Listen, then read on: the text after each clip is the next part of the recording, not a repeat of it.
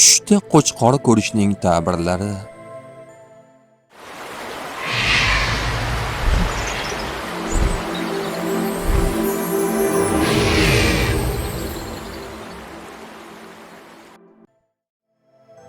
Tushida qo'chqorga minib olganini ko'rsa va u itoatkor bo'lsa, ulug' va farmonbardor kishi bo'lishini bildiradi.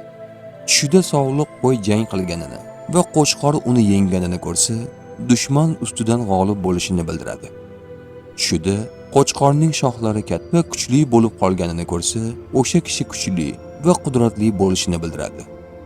Tushida qo'chqor topib olganini yoki birov unga berganini ko'rsa, bir ulug' odamdan mol-u ne'mat ko'rishini bildiradi. Tushida qo'chqorning terisini shilib olganini va go'shtini ajratganini ko'rsa, biror kishi g'olib kelishi va uning molini tortib olishini bildiradi.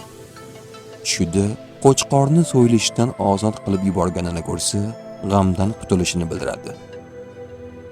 Tush ta'biri bashorat emas, barcha narsani bilguvchi yagona zot Allohdir. Ko'rgan tushlaringiz ta'birini bilmoqchimisiz? Unda kanalimizga obuna bo'ling.